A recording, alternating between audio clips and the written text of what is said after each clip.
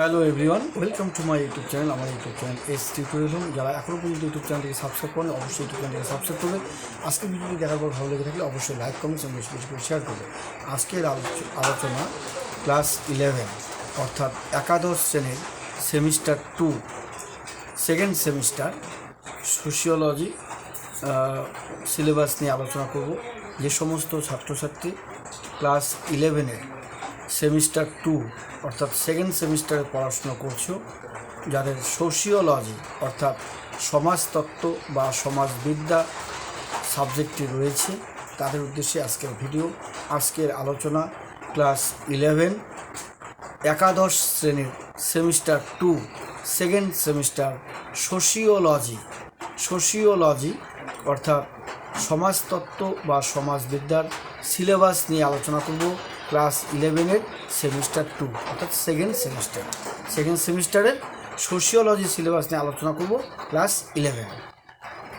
ঠিক আছে, তাহলে সবাই খাতা কলম নিয়ে বসো আর চট করে তোমরা সিলেবাসটা লিখে ফেলো যে তোমাদের সেকেন্ড সেমিস্টারে সোশিওলজিতে কোন কোন বিষয় পড়তে হবে, কোন কোন টপিক রয়েছে, কোন কোন টপিক থেকে কত নম্বরের প্রশ্ন থাকবে, প্রশ্নের ধরন এবং সিলেবাস আমি বিস্তারিত আলোচনা করব।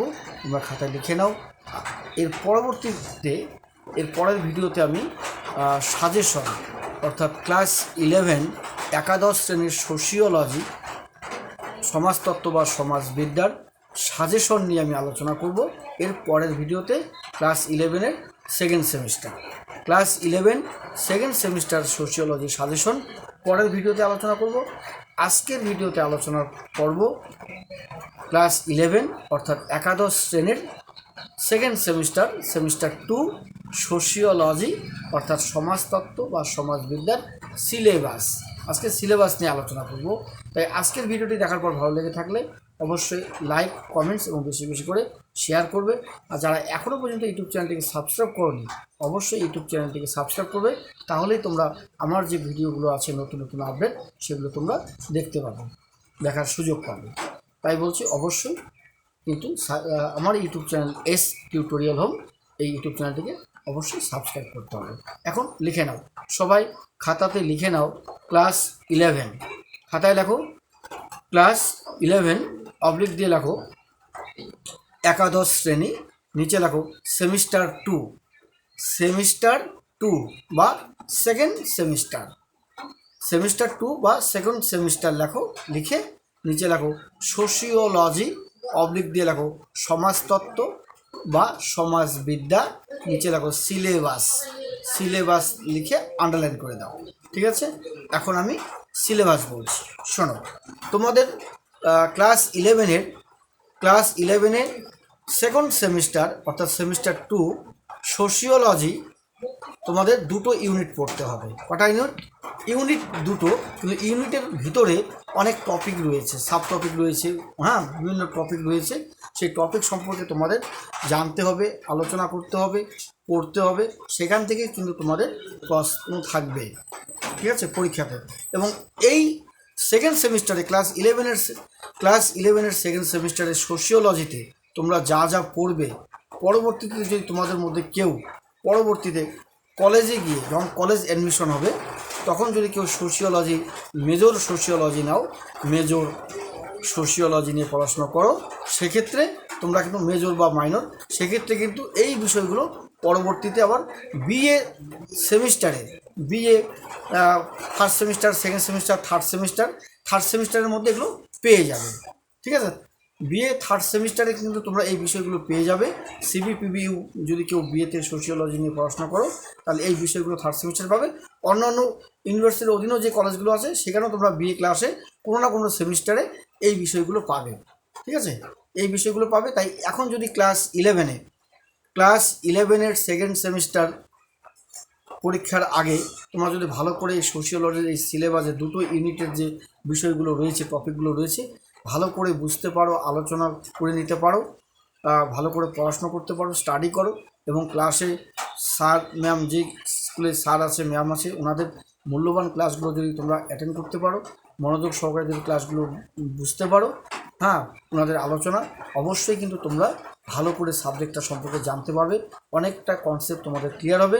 পরবর্তীতে যখন তোমরা কলেজে গিয়ে এই সাবজেক্টটা নিবে, সোশিওলজি সাবজেক্টটা নিবে, তোমাদের কাছে কিন্তু এই বিষয়গুলো কোনোটাই নতুন বলে মনে হবে না। তোমাদের মনে হবে যে না, আমরা এগুলো ক্লাস 11-এ 12-এ পড়েছি, আমাদের এগুলো পড়া আছে। সেই পড়াগুলোই কিছু কিছু পার্ট ফার্স্ট সেমিস্টারে থাকবে, কিছু সেকেন্ড সেমিস্টারে, কিছু থার্ড সেমিস্টারে, এইরকম করে ভাগ ভাগ ভাগ ভাগ করে তোমরা এই বিষয়গুলো পাবে। থার্ড, ফোর্থ, ফিফথ যে সেমিস্টারগুলো পাবে কলেজে, এই বিষয়গুলোর থেকে তোমরা কিছু কিছু পাবে টপিক। তাই বলছি ক্লাস 11-এর সেকেন্ড সেমিস্টারে ভালো করে পড়বে, তারপরে ক্লাস 12-এর থার্ড সেমিস্টার, ক্লাস 12-এর ফোর্থ সেমিস্টার এগুলো পাবে। ক্লাস 12-এর থার্ড এবং ফোর্থ সেমিস্টার পরেই কলেজে যদি এই সাবজেক্টটা নাও, কলেজে গ্র্যাজুয়েশন পড়ার সময় তোমরা কিন্তু মেজর এই সোশিওলজি সাবজেক্টটা নিলে এই বিষয়গুলো তোমাদের কিন্তু কাজে দেবে। এইগুলো বিষয়ে আবার তোমরা সেগুলো নতুন করে আবার পরিচিতি লাভ করবে, এই বিষয়গুলি আবার পড়তে হবে, কনসেপ্ট ক্লিয়ার করতে হবে। তাই এখন থেকে ভালো করে পড়লে পরবর্তীতে ক্লাস 12 অথবা বিএ ক্লাসে কোনো অসুবিধে হবে না। ঠিক আছে, বলছি তাহলে কী লিখছো সবাই খাতায়?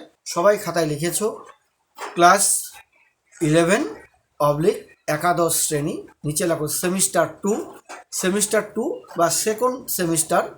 ঠিক আছে, SECOND সেকেন্ড সেমিস্টার লিখতে পারো, বা 2ND দিয়ে সেমিস্টার লিখতে পারো। লিখে নিচে লেখো সোশিওলজি, SOCIOLOGY, জির পরে কিন্তু ওয়াই দিবে, GY, SOCIOLOGY সোশিওলজি। অবলিক দিয়ে লেখো সমাজতত্ত্ব অবলিক সমাজবিদ্যা। নিচে লেখো সিলেবাস, দন্তের স্বরস্বী লয় একার বয় আকার দন্তের স, বা ইংরেজিতে লিখতে পারো SYLLABUS সিলেবাস। ওকে, নিচে লেখো ইউনিট 5। নিচে কি লিখবে? UNIT ইউনিট 5 লেখো। এখন তোমাদের জানতে ইচ্ছে করছে যে ইউনিট 5-এ কী কী বিষয় তোমাদের পড়তে হবে, টপিকগুলো কী কী রয়েছে। খুবই গুরুত্বপূর্ণ কিছু টপিক তোমাদের রয়েছে। ইউনিট 5-এ অনেকগুলো বিষয় পড়তে হবে, যেগুলো পরবর্তীতে কলেজে কিন্তু তোমাদের কাজে দেবে। এখন থেকে ভালো করে পড়লে কলেজে যখন যাবে, কলেজের সিলেবাসও কিন্তু এই বিষয়গুলো তোমরা পাবে পরবর্তীতে। তা বলছি তোমরা লিখে নাও ইউনিট 5 থেকে তোমাদের যেগুলো পড়তে হবে, ইউনিট 5-এর যে নামটা, চ্যাপ্টারের যে নাম, সেই নামটা হচ্ছে সোশ্যাল ইনস্টিটিউশনস। সোশ্যাল ইনস্টিটিউশনস অর্থাৎ যার বাংলা সামাজিক প্রতিষ্ঠান। এই সামাজিক প্রতিষ্ঠানের উপর তোমাদের কি কি বিষয় পড়তে হবে সেগুলো তোমরা খাতায় লিখে নাও। তাহলে কি লিখছো সবাই? ইউনিট 5 লিখে লেখো সোশ্যাল ইনস্টিটিউশনস লিখে ব্র্যাকেটে লেখো সামাজিক প্রতিষ্ঠান, লিখে কলম দিয়ে তোমরা টপিকগুলোর নাম লেখো। টপিকগুলো 1 নাম্বার দিয়ে লিখতে পারো, বা ABCD দিয়েও লিখতে পারো, 1 নাম্বার 2 নাম্বার দিয়েও লিখতে পারো। 1 নাম্বার বা এ নাম্বার কিংশিপ।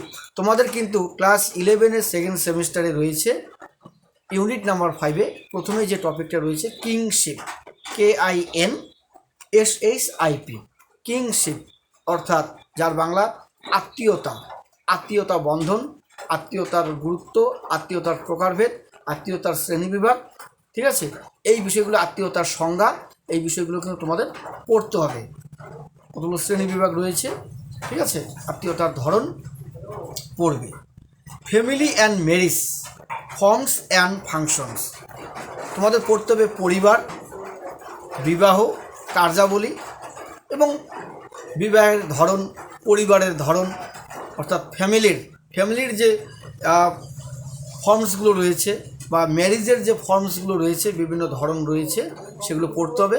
সঙ্গে পরিবার এবং বিবাহের পড়তে হবে ফাংশনস, কার্যাবলী পড়তে হবে। পরিবারের কার্যাবলী, পরিবারের মধ্যে একান্নবর্তী পরিবার, যৌথ পরিবার, nuclear family and joint family, এই বিষয়গুলো ভালো করে রপ্ত করতে হবে। পরিবারের পরিবর্তন, ঠিক আছে, পরিবারের বৈশিষ্ট্য, কার্যাবলী। তারপরে চেঞ্জিং, এই যে বিভিন্ন সময় যে বিবাহের পরিবারের পরিবর্তন, ঠিক আছে, এই চেঞ্জিংগুলো trends like single parent family, same sex marriage, মানে বলছি অ্যাটাক্সরা, এগুলো তোমাদের পড়তে হবে। এই বিষয়গুলো তোমাদের কিন্তু পড়তে হবে। সমকামী, ঠিক আছে, তারপরে এই যে পিতৃবংশীয় মাতৃবংশীয় যে বিষয়গুলো রয়েছে এগুলো তোমাদের কিন্তু পড়তে হবে। বিবাহের যে পরিবর্তন সেগুলো পড়তে হবে। তারপরে ইকোনমিক ইনস্টিটিউশনস 2 নাম্বার দিয়ে লেখো ইকোনমিক ইনস্টিটিউশনস, অর্থাৎ এই যে অর্থনৈতিক যে প্রতিষ্ঠানগুলো রয়েছে তার যে ওয়ার্ক, কাজকর্ম, মার্কেট, অনলাইন ট্রানজ্যাকশন, এগুলো কিন্তু তোমাদের পড়তে হবে ইউনিট নাম্বার 5-এ। ইউনিট নাম্বার 5-এ প্রথমে পড়তে হবে ইউনিট নাম্বার 5-এর number 1 kinship family and marriage forms and functions changing trends like single parent family same sex marriage etcetera, এগুলো পড়তে হবে। ইউনিট নাম্বার 2-এ পড়তে হবে economic institutions, work, market, online transaction. আমরা যে অনলাইনে যে ট্রানজ্যাকশনগুলো করি সেগুলো, এবং মার্কেট মানে বাজার, এবং পড়তে হবে ইকোনমিক ইনস্টিটিউশন, অর্থনৈতিক প্রতিষ্ঠান সম্পর্কে জানতে হবে।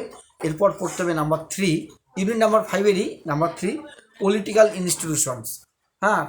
পলিটিক্যাল ইনস্টিটিউশনস রাজনৈতিক যে প্রতিষ্ঠান, পাওয়ার অ্যান্ড অথরিটি, ক্ষমতা এবং কর্তৃত্ব। তাহলে কী বললাম? Political institutions, power and authority. তাহলে কি বললাম? রাজনৈতিক প্রতিষ্ঠান, পলিটিক্যাল ইনস্টিটিউশনস রাজনৈতিক প্রতিষ্ঠান, পাওয়ার মানে ক্ষমতা, পাওয়ারের বাংলা হচ্ছে ক্ষমতা, অ্যান্ড অথরিটিটা হচ্ছে এখানে কর্তৃত্ব। ঠিক আছে, পড়তে হবে। তার কনসেপ্ট পড়তে হবে, ধারণা পড়তে হবে। স্টেট সম্পর্কে জানতে হবে, স্টেটের কনসেপ্ট। গভর্নমেন্ট সরকার সম্পর্কে জানতে হবে। ডেমোক্রেটিক গণতন্ত্র বিষয়টা কি সেটা জানতে হবে। আর গণতন্ত্র ডেমোক্রেটিক, তাহলে কী বললাম? ইউনিট নাম্বার 5 লিখে নাম্বার 3 দেখো পলিটিক্যাল ইনস্টিটিউশনস, একটু হাইফেন দিয়ে লেখো পাওয়ার অ্যান্ড অথরিটি। এখানে পাওয়ার অ্যান্ড অথরিটির concept, state concept, government Democratic concept, বলছে ডিক্টেটরশিপ, ডিক্টাটরশিপ, এটা পড়তে হবে। ডিক্টাটরশিপ পড়তে হবে। পার্লিয়ামেন্টারি পড়তে হবে। প্রেসিডেন্সিয়াল সংসদীয় রাষ্ট্রপতি শাসিত, এগুলো পড়তে হবে। Non state institution, in brief, এগুলো পড়বে।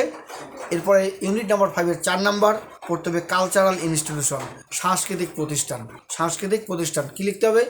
ইউনিট নাম্বার 5 সিরিয়াল নাম্বার 4 লিখে লেখো কালচারাল ইনস্টিটিউশনস। দেখো একটু দাও, একটু হাইফেন দিয়ে লেখো রিলিজিয়ন। এই কালচারাল ইনস্টিটিউশনের বাংলা হচ্ছে সাংস্কৃতিক প্রতিষ্ঠান। এখান থেকে পড়তে হবে রিলিজিয়ন, ধর্ম, এডুকেশন অর্থাৎ শিক্ষা, ফ্যাশন, কালচারাল ভেরিয়েশন, এগুলো পড়তে হবে। তারপরে নাম্বার 5-এ পড়তে হবে ইউনিট নাম্বার 5-এর serial number 5 health and illness concept. Health স্বাস্থ্য, অসুস্থতা, এগুলো পড়তে হবে। Concept physical and mental health, শারীরিক এবং মানসিক যে স্বাস্থ্য। হেলথ স্কেয়ার বলছে প্যান্ডেমিক, এগুলো পড়তে হবে। কোভিড-19 এগুলো তোমাদের পড়তে হবে। এরপরে ইউনিট নাম্বার 6, এগুলো এই ইউনিট নাম্বার 5-এর সিরিয়াল নাম্বার 1 থেকে 5 পর্যন্ত পড়বে। তারপরে নিচে লেখো ইউনিট নাম্বার 6 লিখে লেখো সোশ্যাল কন্ট্রোল অ্যান্ড ক্রাইম, অর্থাৎ সামাজিক নিয়ন্ত্রণ এবং অপরাধ। খাতায় লিখে নাও সামাজিক নিয়ন্ত্রণ ও অপরাধ। এটা হচ্ছে ইউনিট নাম্বার 6-এর অধ্যায় সোশ্যাল কন্ট্রোল অ্যান্ড ক্রাইম, সামাজিক নিয়ন্ত্রণ এবং অপরাধ। এখান থেকে ইউনিট নাম্বার 6-এর 1 নম্বরে লেখো ইউনিট নাম্বার 6 নাম্বার 1 লেখো কনসেপ্ট অ্যান্ড মিনিং, অর্থাৎ ধারণা ও অর্থ। অর্থাৎ সোশ্যাল কন্ট্রোল এবং ক্রাইমের ধারণা এবং অর্থ, সামাজিক নিয়ন্ত্রণের ধারণা অর্থ, অপরাধের ধারণা অর্থ। এরপরে পড়তে হবে কনফর্মিটি অ্যান্ড নন কনফর্মিটি পড়তে হবে। তারপরে পড়তে হবে ডেভিয়েন্স অ্যান্ড ডিলিংকুয়েন্সি, এগুলো পড়তে হবে। বিচ্যুতি পড়তে হবে তোমাদের। তারপর types of crime, types of crime, এই যে অপরাধের যে প্রকারভেদগুলো রয়েছে, white collar crime, cyber crime, organised crime, হ্যাঁ, টেরোরিজম সন্ত্রাসবাদ, এগুলো কিন্তু তোমাদের ইউনিট নাম্বার 6-এ পড়তে হবে। ইউনিট নাম্বার 6-এর সিরিয়াল নাম্বার হচ্ছে 1 2 3 4। 1-এ হচ্ছে কনসেপ্ট অ্যান্ড মিনিং, 2-তে হচ্ছে কনফর্মিটি অ্যান্ড নন কনফর্মিটি, 3-তে হচ্ছে ডেভিয়েন্স অ্যান্ড ডিলিনকুয়েন্সি, 3-তে 4-এ হচ্ছে types of crime, white collar crime and cyber crime and organised crime, ঠিক আছে, টেরোরিজম, এগুলো কিন্তু পড়তে হবে। বাবু অপরাধ, এগুলো পড়তে হবে। এই যে বিভিন্ন ধরনের ক্রাইম, এখন সমাজে বিভিন্ন ধরনের অপরাধমূলক কাজকর্ম বেড়েই চলেছে, এই বিষয়গুলো কিন্তু তোমাদের পড়তে হবে ভালো করে। বিশেষ করে সোশিওলজি ছাত্র যারা রয়েছেও তাদের কিন্তু সিলেবাসে এই বিষয়টা রয়েছে। হ্যাঁ, এই যে ক্রাইম, এটা কিন্তু ভালো করে তোমাদের জানতে হবে কী ধরনের অপরাধ করছে সমাজে, কারা কী ধরনের অপরাধী, কোন ধরনের অপরাধ কাজের সঙ্গে যুক্ত, প্রতারণা, চিটিংবাজ থেকে শুরু করে টুইটার ফ্রড, এই বিষয়গুলো কিন্তু তোমাদের পড়তে হবে ভালো করে। বিশেষ করে সাইবার ক্রাইমের ঘটনা তো বেড়েই চলেছে, এটা তোমরা অনেক সময় পেপার, পত্রিকায়, টিভি দিয়ে, নিউজে শুনে থাকো। এগুলো ভালো করে পড়তে হবে, জানতে হবে, ধারণাগুলো ক্লিয়ার করতে হবে। আর বাংলায় যে সূচিপত্র আমি বললাম যে ইউনিট নাম্বার 5 আর 6, ইউনিট নাম্বার 5-এর বাংলা সিলেবাস হচ্ছে সামাজিক প্রতিষ্ঠান, আমি বলেছিলাম, ইংরেজিতে বলে সোশ্যাল ইনস্টিটিউশন। আর ইউনিট নাম্বার 6 মানে 6ষ্ঠ অধ্যায়, এখানে পড়তে হবে সামাজিক নিয়ন্ত্রণ ও অপরাধ, আমি বলেছিলাম, ইংরেজিতে বলা হয় সোশ্যাল কন্ট্রোল অ্যান্ড ক্রাইম। এরপরে প্রজেক্ট, প্রকল্প, সেই বিষয়গুলো রয়েছে, এগুলো পড়তে হবে। এই বিষয়গুলো ভালো করে পড়ে নেবে। ধরো এই ধরনের প্রশ্ন আসতে পারে যে, ধরো প্রথম দিকে 2 নম্বরের প্রশ্ন, প্রথম দিকে যেটা পড়বে আর কি তোমরা, 2 নম্বরের যে প্রশ্ন হয়তো তোমাদের 5টা লিখতে হতে পারে, 2 নম্বরের প্রশ্ন 5টা লিখতে হতে পারে, তারপরে 3 নম্বরের প্রশ্ন 4টা লিখতে হতে পারে।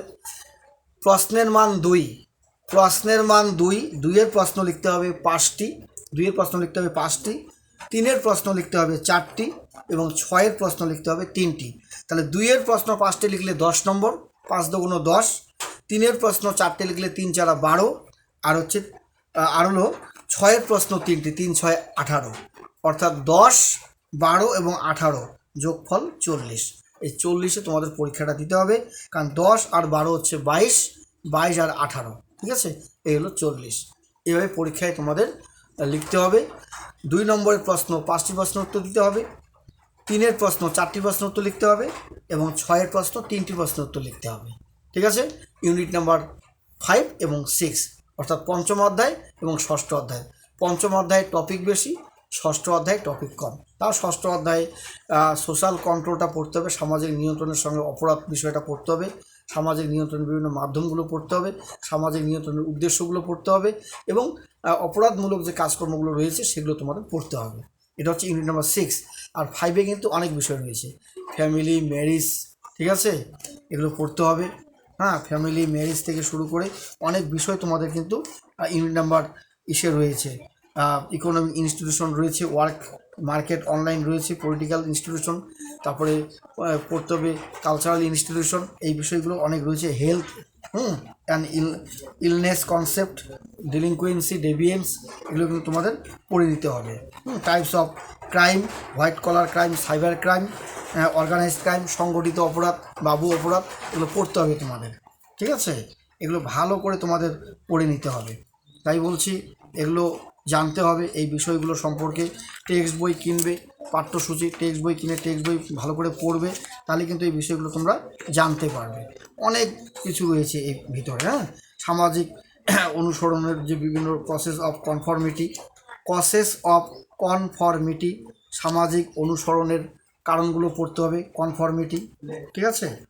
Concept of social non conformity, এখানে পড়তে হবে আনুগত্যহীনতার ধারণা, সামাজিক অসঙ্গতি, মানে সামাজিক অনুসরণ আর সামাজিক অসঙ্গতি, মানে সামাজিক সঙ্গতি, অসঙ্গতি, এগুলো পড়তে হবে। সেটা হচ্ছে কনফর্মিটি আর হচ্ছে নন কনফর্মিটি, এগুলো কিন্তু তোমাদের পড়তে হবে। কনফর্মিটি আর নন কনফর্মিটি, সঙ্গতি এবং অসঙ্গতি, এগুলো কিন্তু ভালো করে পড়ে নিতে হবে। ঠিক আছে, দুষ্ক্রিয়তা যেটা ওই যে ইংরেজিতে বলেছিলাম ডেলিংকুয়েন্সি, এটা হচ্ছে কনসেপ্ট অ্যান্ড মিনিং, ঠিক আছে, অফ ডেলিংকুয়েন্সি, দুষ্ক্রিয়তার ধারণা এবং অর্থ। তারপরে বিচ্যুতি, ডেভিয়েন্স, বিচ্যুতিটাও পড়তে হবে, ডেভিয়েন্স, কসেস অফ সোশ্যাল ডেভিয়েন্স, এগুলো পড়তে হবে। অপরাধের বৈশিষ্ট্য পড়তে হবে, ক্যারেক্টারিস্টিক্স অফ ক্রাইম, তারপরে টাইপস অফ ক্রাইমটা খুবই important, concept and meaning of crime, এগুলো কিন্তু তোমাদের করে নিতে হবে ভালো করে, এগুলো পরীক্ষায় কিন্তু প্রশ্ন আসবে। আমি পরবর্তীতে সাজেশন নিয়ে আলোচনা করব। সাইবার ক্রাইমটা অত্যন্ত গুরুত্বপূর্ণ, এগুলো পড়তে হবে। অর্গানাইজড ক্রাইমটা পড়তে হবে, হোয়াইট কলার ক্রাইম, সবগুলো ডিটেলসে ভালো করে পড়তে হবে। ঠিক আছে, বিবাহের প্রকারভেদ থেকে শুরু করে যা কিছু আছে ইউনিট নাম্বার 5 এবং 6 সব ভালো করে পড়তে হবে। 2-এর প্রশ্ন পড়তে হবে, 3-এর প্রশ্ন পড়তে হবে এবং 6-এর প্রশ্ন পড়তে হবে, ভালো করে পড়ে নিতে হবে। ক্লিয়ার?